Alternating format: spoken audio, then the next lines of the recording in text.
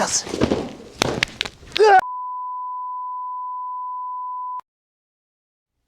Hey folks, it's Chris Dyer here at Reborn Martial Arts in Springfield, Virginia. We're continuing on with our series of exploring all things martial arts, and today we are covering elbows. What are they? What is it? Okay, so looking at the intro, you probably are scratching your head. Elbows, we all know what they are. These guys. So why is it that we're covering this in a martial arts video? We all know what elbows are. Really what we're looking at is elbows taken from what is called the Ba Fa, or the 8 energies in Chinese martial arts systems. And so elbows have a unique place in the martial arts world, is that they get their very own section. 1/8 of the Chinese martial arts abilities, basically, is what the Ba Fa can be translated into.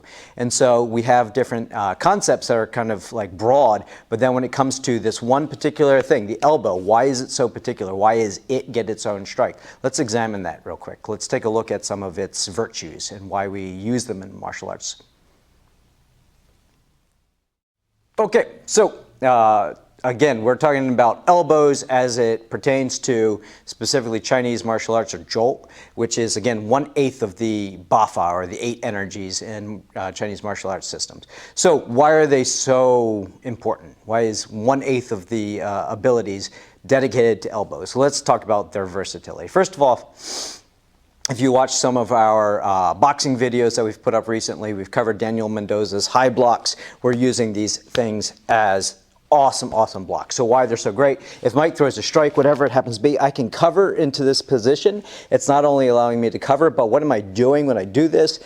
Take that weapon, and we're going to look at this in weapon in just a second. I'm aiming it at my opponent as I'm covering. I can enter space. If I go to the outside, we're here, I can cover, and I'm defended. So it makes an awesome blocking tool.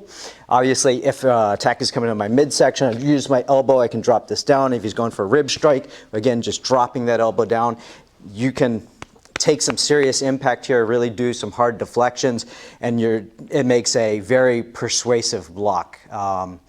We do this in, a kick comes in and you drop that elbow down to it. That person is far less likely to throw a kick next time when they're doing this after the fact, right? Dropping an elbow down on top of the foot is a very persuasive block. So again, if he throws a strike, whatever it happens to be, I can just throw this guy up here and then I can drive it into him. And that leads us into our next thing of why elbows are so versatile, is that no matter where I use this, and we're going to be very careful when we're here, but no matter what I do with this thing, even just a quick rotation from the body is a painful strike, right? I can just simply bash into Mike here using an elbow strike this direction. I can go up this direction. The elbow strike can come from any single direction. I think this is one of the reasons why it's so appealing for a lot of martial arts styles. Any place that I am, I'm upward, I can drive outward, I can drive in, I can drive away, I can block. It is such a great tool to utilize, so I can defend with it and attack with it. I can do both in the same action, boom, stepping in and covering and striking through here.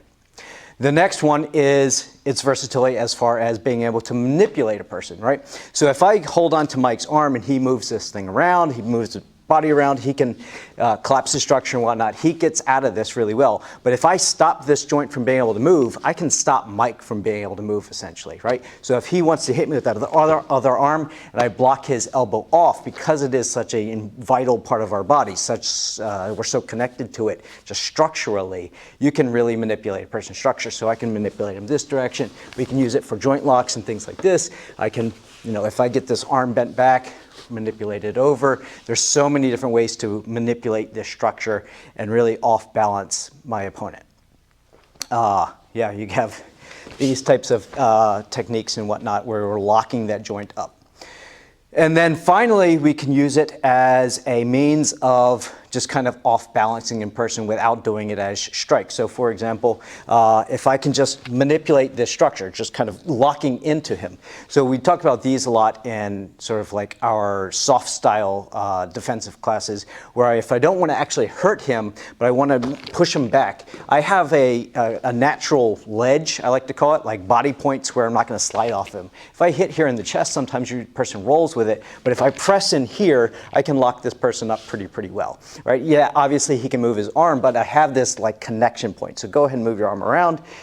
just move it, move it, move it, move it. Right, I have something that I can actually lock onto and stop this person from moving. Now, yes, he can do things out of it, whatnot, but it is a natural like ledge that I like to grab onto. If you're doing any sort of grappling arts, you know that locking up into this spot is actually really, really beneficial. So again, the elbow, it's one of the most important parts. It's also an extension. So we talk about in our style of martial art, everything coming from the ground, coming through the legs, getting powered by the legs, rotating around the hips and core, and then the arm is just a natural extension of that. Well, the elbow is kind of like that last, last transition point where that power is generated, and that's the last part where we can kind of direct where that energy is going to go. So the elbow joint, huge, huge importance in martial arts. We use it for a lot of things. Everybody that has worked with me, sparred me or whatever knows I really like elbow strikes, elbow blocks and whatnot. All right, YouTube, thanks, and we'll see you next time.